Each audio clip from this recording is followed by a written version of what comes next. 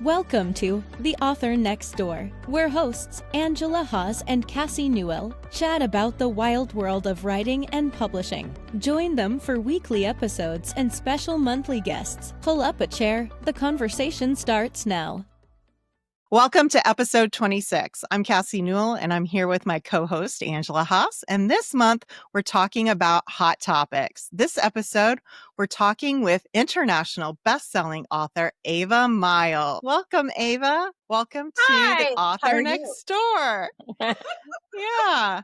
So we've had a lead up. So it's like, hello, Angie. It's like Angela, Cassie, we're ready. We're going. All right. I love it. So in your bio, you're an international best-selling author. You have powerful fiction and nonfiction books about love, happiness, transformation, have received praise and accolades from USA Today, Publishers Weekly, and People Magazine. In addition to being chosen as best books of the year and top editors pick and translated into multiple languages. After years of residing in the States, you decided to follow your dream and living in Europe, and you're finishing a magical stint in Ireland, where you've been inspired to write your acclaimed book, The Unexpected Prince Charming series. Now you split your time between Paris and Provence, learning to speak French, immersing yourself in cooking à la Provençal, and planning more page-turning novels for readers to binge. I love that. So you're in France right now. Which location? I am in Provence. Oh, I love that. Amazing. Hot, amazing. And my fabulous flowers here. I see it. The lavender and eucalyptus. It's actually, I think it's lavender and sage had a baby. That's pretty much what this plant is. Lovely. So aromatic. So I went out and I was like, oh, go and get like a flower out of the garden. And it was like, yes, this one. Fun. What an adventure.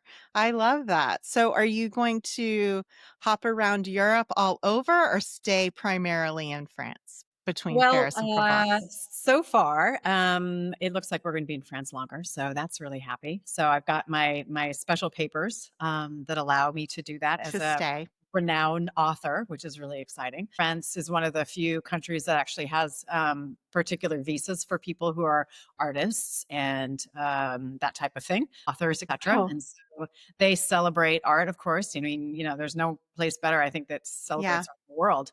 And so, you come here and you celebrate art and they celebrate you, and it's really kind of great. So wonderful.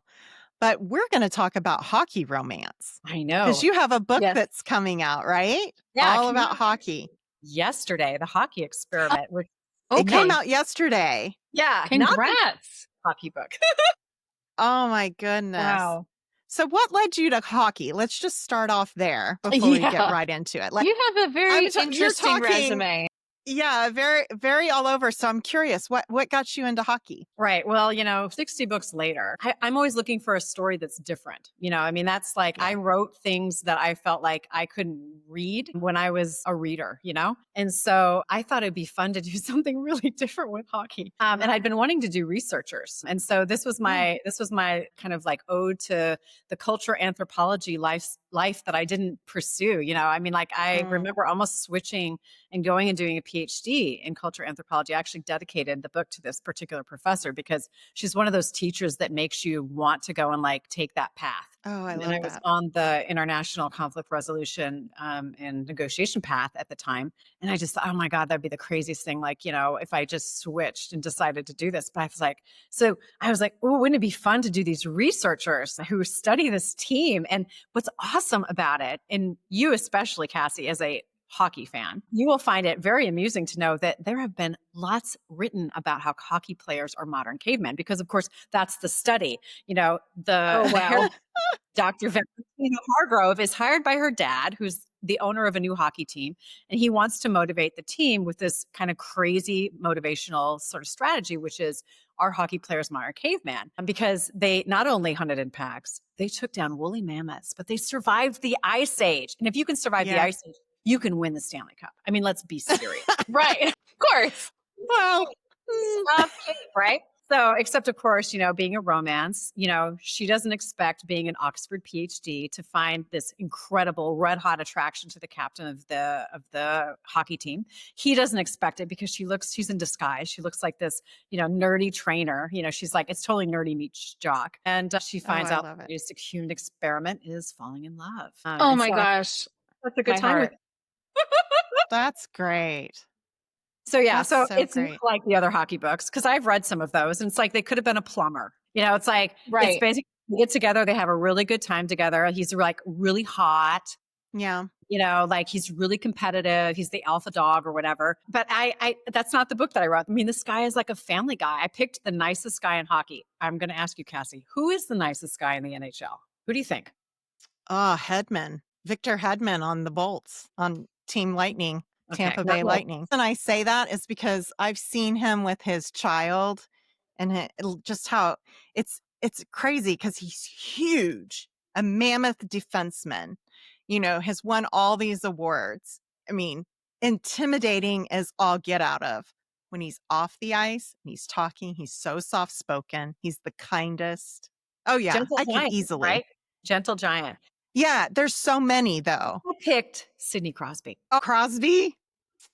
Everybody says he's the nicest guy.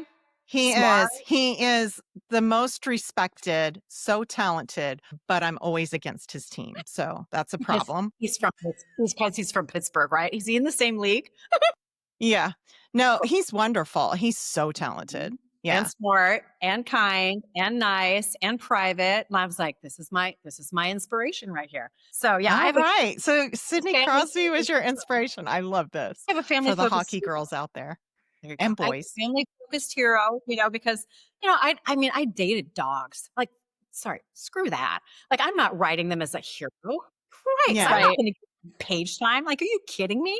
They are not happily ever after material. They're not heroes. 60 books later, Yeah. every hero I have. I mean, like, I didn't know cinnamon roll until this year. Cinnamon roll hero. And like, apparently I write the cinnamon roll hero really well. And But golden also retriever hero. cinnamon We roll. love So those Brock too. the Rock Thompson is the alpha cinnamon roll. I love it. Okay, this is what I don't understand. This is part of my confusion because I've started reading some books and, I think one started out with it was college and this man is bragging about how he slept with everyone on campus, so he might as well choose this other girl. And she's the romantic love interest. And I'm like, okay, I know men like that. They don't just miraculously settle down. Like, if you start like that, where he's just having two girls in a night and he forgot their names, I mean, those guys tend to want to be those guys. They don't tend to suddenly the love of a good woman. I think maybe I'm too old for some of these because I'm so cynical. I'm like, honey, he ain't settling down. I'm like, close the book. So that's what I'm so excited about your male lead because it sounds like someone who could fall in love. Okay, like that's what we want. Yeah, because I'm not going to write that hero, and I don't like to read that hero. I mean, like, yeah. I say everybody has a book out there for them, and I say, right, oh yeah, whatever you want, read whatever you want, but that's totally. not what I'm going to read. It's not the book that I'm going to write. And so, one thing that was great is to see all the early reviewers coming in saying like they loved that he was a family-oriented man who was hardworking, he was caring, and he also was emotionally intelligent. Because I can't stand the jerk, like I'm going to be a dramatic prima donna kind of thing. I don't believe it. I don't believe that they're going to be together. Like everybody always thinks when Ava does a character and they get together, like two characters, they always like are happily ever after. Because I'm like, I'm writing for the long term. I'm not like, hey, you're going to last 6 months. Right.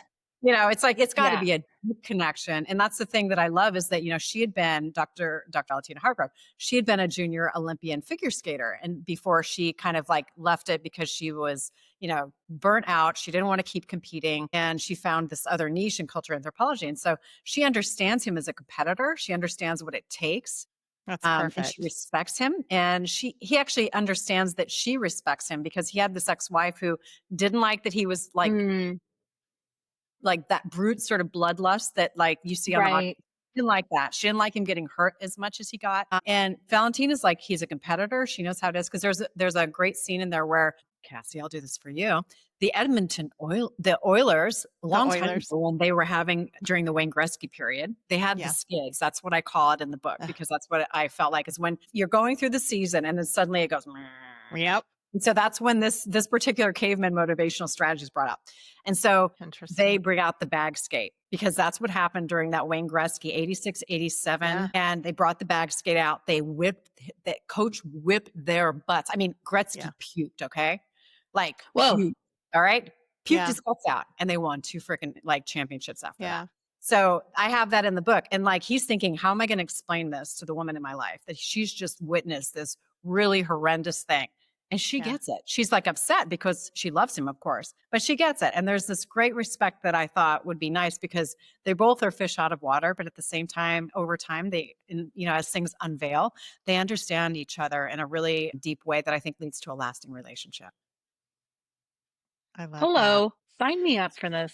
Hello. I love that. So, did you approach the character development with your athletes by researching real players' dynamics? Like, have you always been a hockey fan? I'm just kind of curious how this all started for you. Right. Well, I'm a huge sports fan. Like it was funny. I was just talking to somebody. I was talking to a radio show out of Alaska, except the host was in Salt Lake City, which was so funny. He was on vacation. And I was like, my God, the first hockey game that I ever went to was in Utah on a date.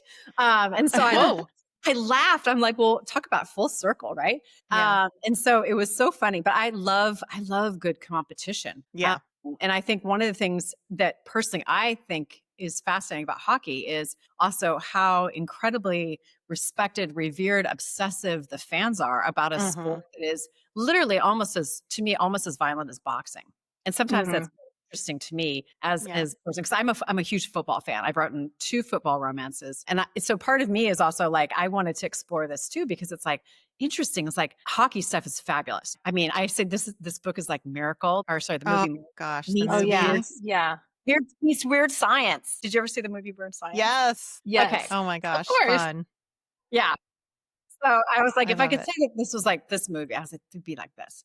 So yeah, of course I researched, like some modern stuff. And I also wanted to see like the academic thing, because hockey is a very interesting thing academically to a lot of people, and about why it's happened, and also as someone who worked in conflict zones, I found it fascinating that it was a sport that was created by military people during like kind of around and before Really? the American Revolutionary War, to actually like kind of keep conflict and also have an outlet for conflict between ethnic, cultural, and other groups. Yeah. Very interesting. Wow.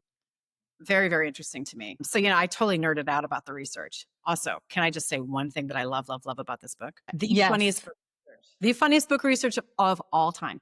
So going back to cave paintings, okay, because this is about cavemen, right? The only thing in cave paintings going back, we're talking billions of years, that was ever enlarged was male appendages. Oh my gosh. Of course. I wonder who was Wow. painting them. That is Yeah. fantastic. Was it the men painting? Like, I'll just make, it's probably bigger. Oh, let's make it like this. Since the beginning, the bear wasn't bigger, but guess what was? Oh yeah, the bear's small. Uh-huh. The weapon and the appendage is really big. Man, Absolutely. kill bear. Yes. Yeah. So I mean, the Okay. jokes themselves. I had so much fun writing the jokes. In this. My gosh, that is I love endless. That is I endless love it. comedy. I love it. That's great. So why is this such a hot category though? I mean, I read the K-Lytics report that says hockey romance is still usually things kind of like explode and then they dip but hockey romance seems to keep going and going. And why is this such a hot category for someone who hasn't read it, hasn't written it, and I'm really into football. I think I can write a football romance. Who's your team? Well, I'm still rooting for the Broncos. I was a Broncos fan all the way because of Manning. Like, I still haven't recovered because that was like one of the greatest seasons ever. But I was rooting for Elway. Josh Allen plays for the Bills, right? Yes. Does he still? Yeah. So I was rooting for them, but they lost. But anyway, so I was really into football during the Manning, and I was the sports photographer for like our local sports, and I really loved being on the sidelines of football. So when it came to hockey, I was like, I don't get it. I can't even see the puck when I'm watching.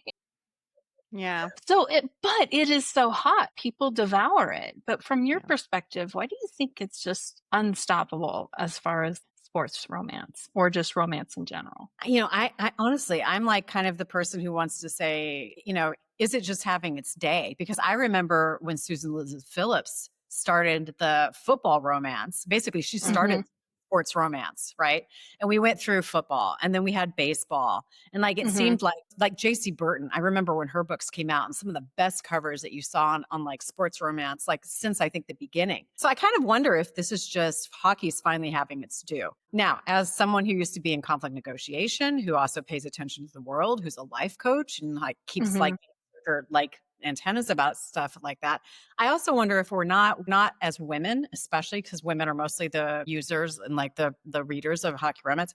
I wonder if we're trying to make sense of male aggression and we're trying to bumper cars around it. We're trying to say, hey, we really want an alpha, but we want it in these particular parameters. And we want to have a little bit of fantasy around it. We want to have a little bit of we want to have rules around it. We want to have sort of a way in which we believe that it's going to turn out okay for us. Because I really do feel like from what I hear and what I'm seeing, we have a lot of concerns about like what male aggression looks like to women. And I kind of, that's a reflection of sort of the fantasy that we're looking for because we're trying to make sense of a world and we're trying to like find a way in which we can kind of look at it and be okay with it. But, that's just my thing. That's not necessarily saying like why I think that it's really hot. But I'd be curious because Cassie, like I said, is the like penultimate, like I think person here. Yeah, I would say most sports romance, when it hits, it's because of found family with the team. And it's usually because it's in a series. The reason why I think hockey is so popular is not about aggression. It's actually the opposite because they carry it out in the ice, very similar to rugby. When it's off the field, off the ice, it's gone. Yeah, that's what I mean. They are the best to each other. They are shaking hands. They're at the pub. It's all on the field or on the ice. And not all sports are like that because they play into that aggression for optics and entertainment.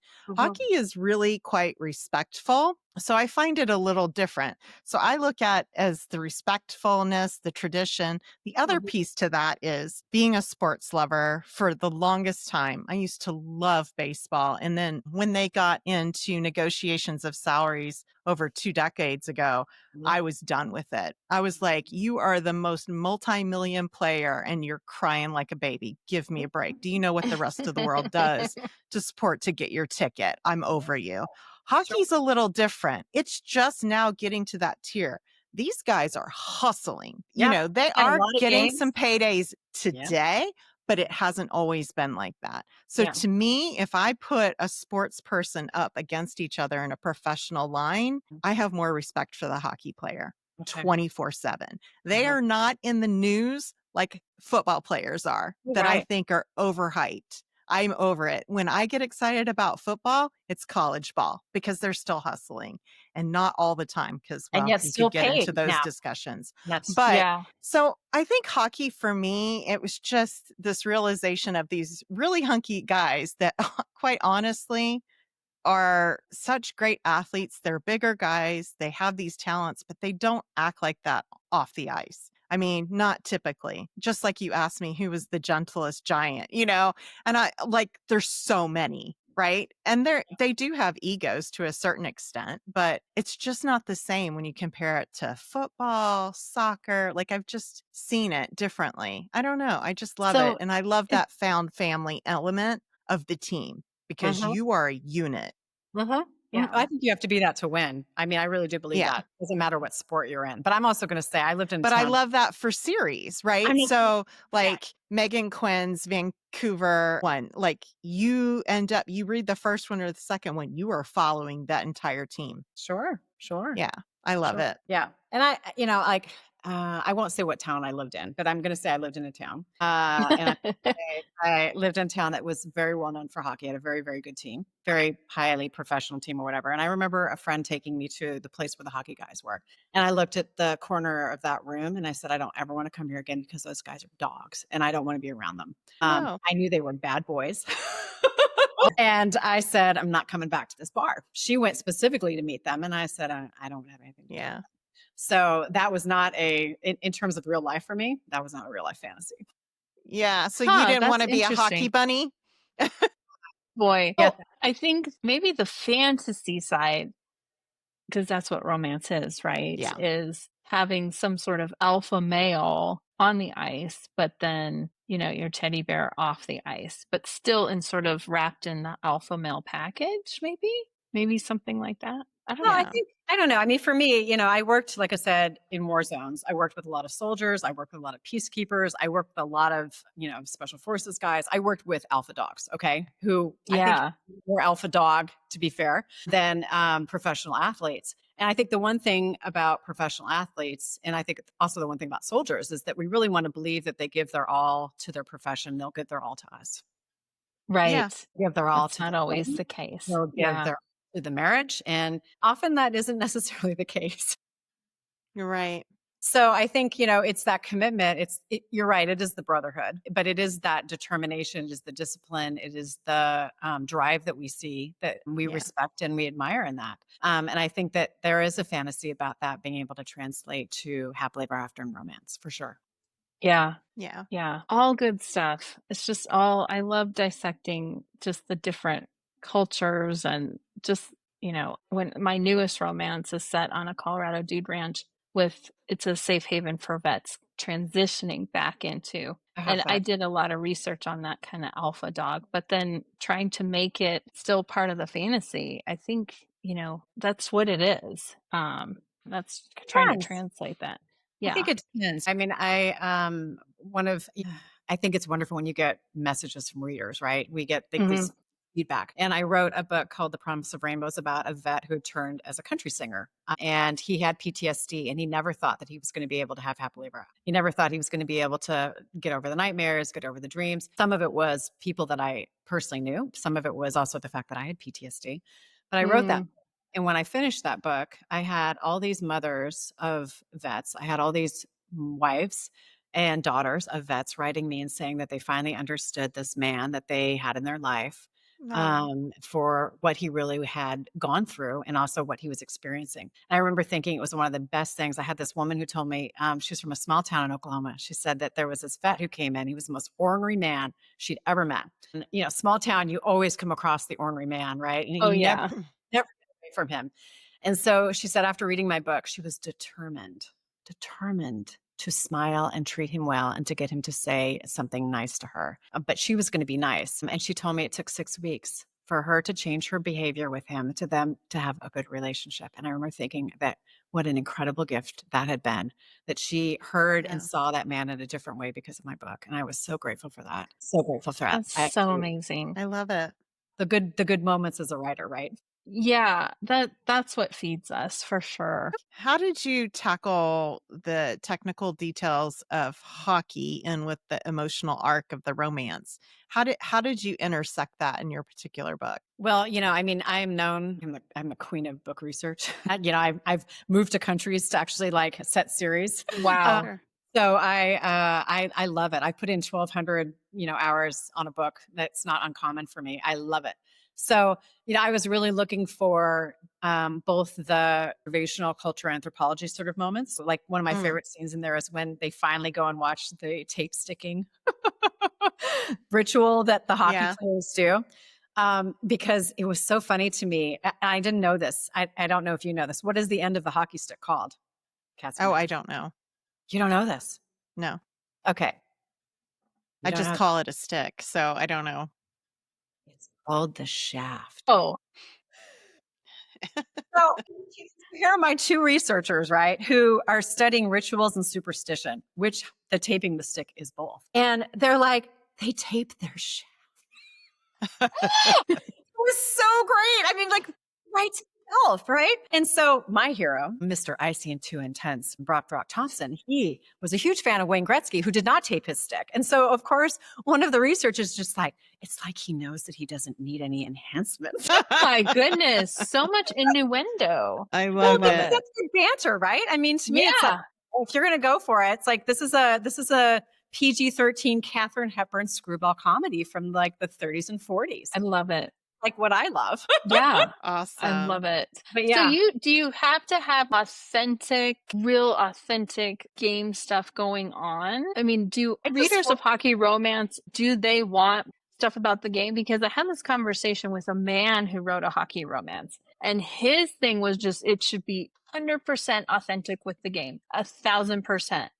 and not as much about the romance. I mean, I don't listen to anybody tell me how I need to write a book. I mean, Right. I love True. that. that's the worst antidote for anything, So to me, it always needs to be believable, 100%. Right. So yeah, Yeah. absolutely, 100%. When you're in the locker room, you're going to believe that those are hockey players. You're going to believe that the conversations they have when they're getting off the plane after they've lost a game or they've won a game, or you're in the stands and you're seeing that there are women holding this thing up like, Brock, will you have my baby? Okay. All of that is very much like what a hockey player's experience is, or what his experience has been with women, what their experience is watching this hockey team. I haven't had anybody say, oh no, Ava really didn't really understand hockey. I mean, No. Yeah. Yeah.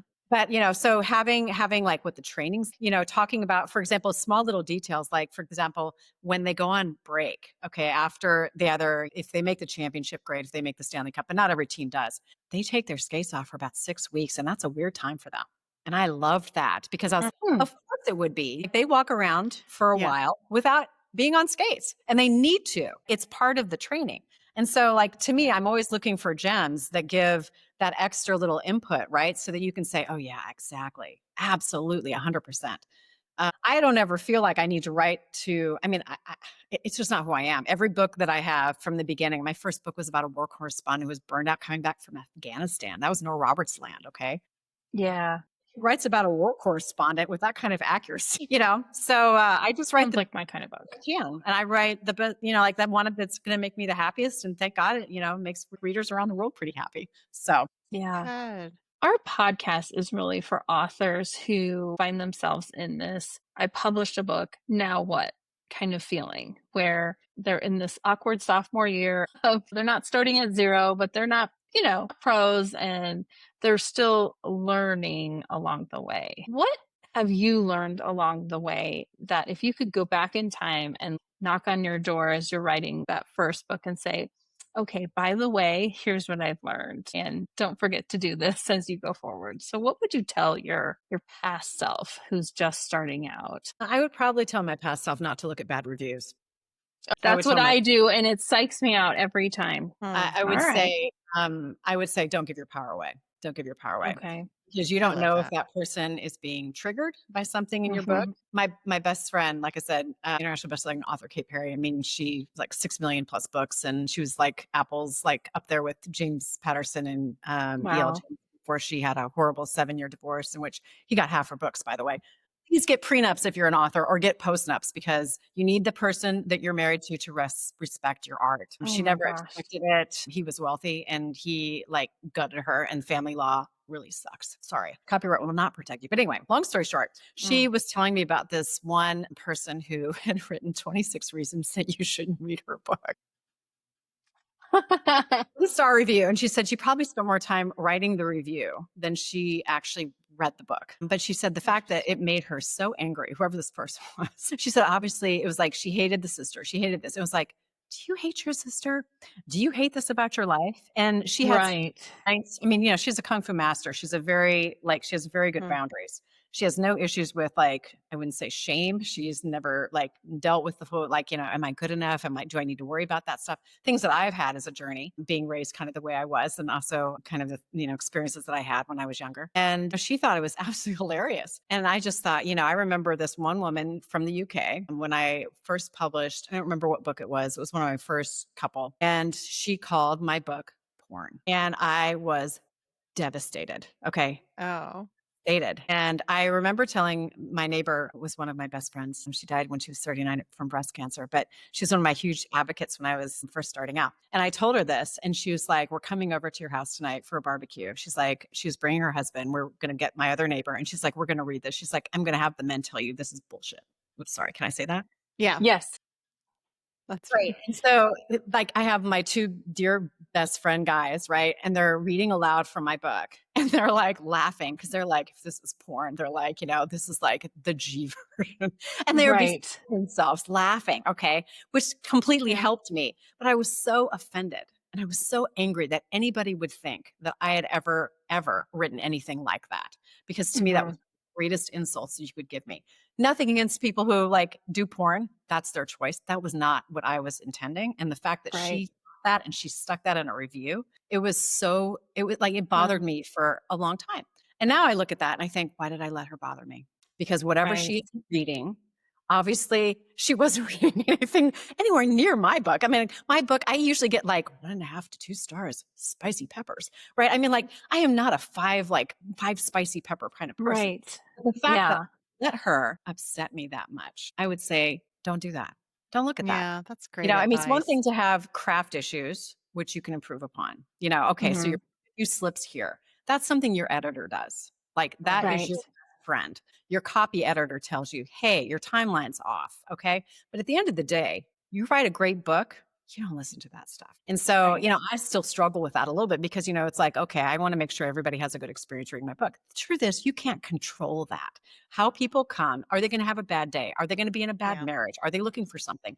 You don't know that. So when they put that review up, you don't know what's going on in their head. And so Yeah. if you let yourself give away your power, you're giving away your creativity and you're giving away, in some respects, your imagination, your soul, and everything that you dedicated to that book. And so I would say to that younger self, don't do that anymore. Don't do that. Yeah. That that is so helpful because I let reviews devastate me. Even, my first romance, I was really trying to find my lane because I like to have steaminess, but not graphic language, just Mhm, mhm, because this is not what I even really like to read. But it was funny that the younger I like to explore, like some traumas and how people get over them to fall in love. And so the first book was about men who can be abused. I mean, male abuse is out there, but they just don't talk about it. But the younger readers wanted to slap my male main character over the head because he just wasn't falling in love like that and getting over it. And the older women were like, I get it. But then I let those reviews like hurt me because I worked so hard on it. And I'm like, you wanted to slap him? No, that's the opposite. But mhm, you're right. Like I want to learn from feedback, but also it gets in your head. And then you Mhm. start to like tailor your next thing for how these few people like experience that one book, and you can't do that. So, But then you gotta, well, in yeah. my opinion, you switch to your very top 5-star reviews. Yes. Those should always outweigh what your one comment was made. Like, go with the majority. I find it really interesting, and I find this more in females, that we tend to gravitate to the one negative comment Yeah, versus the thousands or hundreds of positive comments. totally. Like, I've really Yeah. learned that over my own age to yeah, just yeah, really put that into perspective, because Yeah. sometimes you can't, I say this all the time, see the forest for the trees when you get myopic about one little thing. mhm, I don't know, I read my reviews and I get pumped up. I get really excited by it, but I don't spend a lot of time anything that's really low, because I figured, A, it wasn't for them to begin with. 2, I'm not going to change anything as a result of that. So mhm. that's really not something that I need to know. Yeah, that's a So, blessing. That's a yeah, blessing. And like, you should honor that in yourself. I will yeah, say, to being kind to women, because I think this is true. Women are signaled out a lot more and shamed. And I think that's why we do yeah, take things so strongly, is Yeah. there is shame, there's punishment, there's embarrassment, humiliation. When a boy acts out in class, we think, oh, it's a boy being a boy. We don't yeah, humiliate. We don't humiliate and signal them out like we do girls. And so I feel like we are conditioned from an early age to take that more seriously, because it has been more serious for us when we were in school and when we were in other situations. And so Yeah. I yeah, tie into that inner part of me who felt that way and be like, okay, that's why, but I don't need to lead from that anymore as a woman, because I can be right. strong and I can be empowered and I can still love that part of me who's like, gosh, I really wish that that person had got that book. And also I wish that they had loved that character as much as I did, but I can't control that, you know? No, you can't Right. control that. Yeah, So, and I would say for you, like, that's your journey too, right? Is like being able to sort of say, hey, yeah. whatever that person experiences doesn't necessarily reflect the truth of me. There's a great sports commentator. I don't know if you know him. His name is Chris Fowler. Do you know him? No, I Yeah. don't know Okay. who that is. I've heard of He him. does tennis, he does football. He's on ESPN. I love Chris Fowler because he also does a lot of stuff about personal like transformation. Chris Fowler said something that I thought was fabulous and something that I have been moving towards is he said, don't believe your negative reviews and don't believe your positive reviews. He said, only believe what you believe Yeah, and the people that are close to you. Because he said the other parts, he's like, they don't know you. They don't know your truth. It's just noise. So he's like, don't believe the worst reviews, don't believe the best reviews, because you said it's still not close enough inside of you to really be the truth. And I thought, I like okay, that. that's higher level. And I was like, that's where I've been moving. Cause I was like, that's true. And that's a really nice way to do it. It's a human experience, right? I mean, we always have those little hits because Yeah. sometimes people really want to go and like dig at you. Well, Right. and I think as women, sometimes we're harder on each other. Why is that? Yeah. Because some of the I most really painful dislike that. reviews, right? But like one of the most scathing reviews I got on my older women superhero fiction was from a woman who just blew it out of the water. And it was like that. I'm not saying don't be gentle on me because I'm a woman, but what she was saying was so not even in the realm of feedback, you know? The cat has appeared. Sorry. I'm just going to move her real Our quick. joke is when the cat butt comes on, it's almost time to wrap up because she's like, excuse me. And I noticed this too, that I've read where women are harder on the female main characters. Like Yeah. they can't get away with the stuff that the male gets away with. So that like is always in the back of my mind because I've read other people's 1-star reviews that are scathing that they just don't, they like the man and they hate the women. And I'm like, is that, I mean, some of it is justified. I mean, I've read some books where like I couldn't stand the woman because there's a whole other conversation around. I feel like we're confusing strength with bitchiness. Like, no. But why are we harder on other women as women? That's probably too existential for what we're going on right here with this podcast. But gosh, ladies, we need to be gentle with each other and a little more supportive. We just need to celebrate our accomplishments and stop criticizing how we got there sometimes, I think, too, because I think we get jealous pretty easily too. I've noticed and you don't see that so much with men. I'm sure there's power plays. You do see that, but I also think it's a generational thing too. Yeah. I think power is a little bit different for men than it is for women. Envy is a little stronger for women. And power is kind of I feel like it's kind of the main ingredient for men. I mean, I do think, to me, and maybe this is, I hate to think this is an age thing, but like whatever happened to like not saying something like publicly. Right. Something doesn't resonate for you. Something doesn't hit.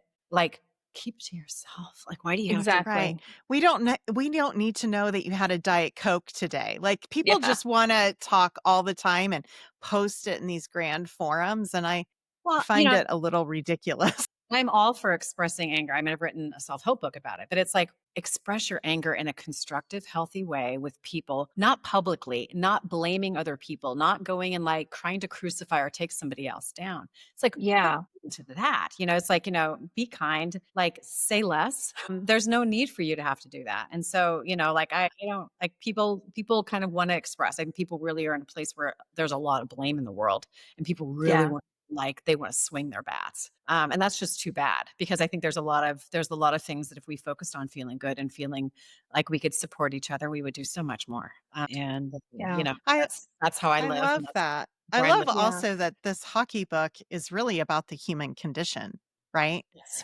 Because that's what you're tying it to. So just to kind of make sure everybody knows, like where can they find you and this particular book and all of your books? Well, you can find me at www.avamiles.com. But of course, you can find all my books on Amazon and they're in Kindle Unlimited. You can also find them in print on Barnes & Noble. And I think it's really important to talk about that, being what it means to be a human. That's one thing I love. I had an influencer who picked up one of my favorite scenes in which the researchers are talking about being in love. And she's talking about like, there's always been war and poverty and broken hearts. And like somehow we've always managed to survive. And it's like, you will also rise from this because that's the human experience. And I love that this one influencer, like she picked that out as one of her favorite things because I thought, well, this is kind of perfect because we have been the same since the dawn of time. It doesn't matter if our brains are bigger or smaller, our clubs are bigger or smaller, or, like we walk a certain way or we're hairy or what have you. It's like the human emotion, the human experience, the relational experience that we have has been going on for a long time. And as someone who, has worked all around the world and seen some of the best in people and some of the absolute most terrifying worst in people, it's like seeing that tapestry and being able to talk about that, I think is like great being able to do it in like, an unsuspecting rom-com. I Right. love that. I I love love that so that. much. Well, I think we still have a moment to do. Yeah, I was going to say let's move to our table topics. This is a great way to end. Which fictional character would you adopt into your extended family to make gatherings more interesting? Which fictional character would we adopt to make family gatherings more interesting? Well, I mean, it's funny because I thought you were, and before you said adopt into like the family, I was like, okay, I know who I was going to say. And then I'm like, okay, I got to say something different. I think I would pick one of my favorite heroes of all time. I mean, he's also one of my readers' favorites of all time. Country singer Rye Crenshaw. He was in my first book in my Dare River series. Disowned from his Southern family, didn't want to do law, left because he ended up getting a country music deal and became actually an absolute family man despite being a bad boy he was like Tim McGraw, I'm a real bad boy, but I'm a good man. I was like, yes. Ooh, I love that. Love it. Fabulous, funny, like heartfelt, like a good guy. And so I think if I was going to do he'd make family gatherings and barbecues a lot better. Oh yeah, I'd show up to that. I'd crash that. Oh goodness. It would be like one of the Jane Austen characters, like Elizabeth Bennet, just sitting in the corner with her book and then just making snide comments and snide observations just from that era. Just be like, Well, I kind of wanted to go from Ava's point of view from my books, and I was thinking Holt Hawthorne because he's a chef, and who doesn't want a chef at a family gathering? Yeah, absolutely. To make like the best food ever. And then part of me was like, I don't know. Part of me wanted to have like a mythical, magical person too. Because wouldn't that be fun? Like Gandalf at your family gathering with the fireworks and things like that. I don't want to be associated with an adventure necessarily, but. Well, then your family would be like, I'm sorry, who is the man smoking the pipe in the corner with the wizard hat on? Okay. I love it. That would be amazing. Okay, cool. It didn't even dawn on me to choose somebody out of my universe. That's so funny. I was like, oh, I love I can't choose my 80-year-old that I always love to go and talk about because he was in all like 17, 18, 20 books. I love my 80-year-old my 80-year-old guy. But I was Those like, are the best. Can't adopt him necessarily. Right. I guess you could. Can we adopt any of them? I mean, anyway. Well, thank you so much for joining us today. Really appreciate having you on. And don't forget to give us a review and rating wherever you listen to the podcast. Really helps us with visibility. Next week is a new month. And we're going to start our character study where we spend a month discussing all things character, which is my favorite thing. So till next week, keep writing, keep doing. And thank you so much, Ava. Thank you. Thank you. Pleasure. Bye. Bye. Thanks for joining today's episode of The Author Next Door. Be sure to like, follow, and tell us your thoughts of this week's episode. Angela and Cassie would love to hear from you.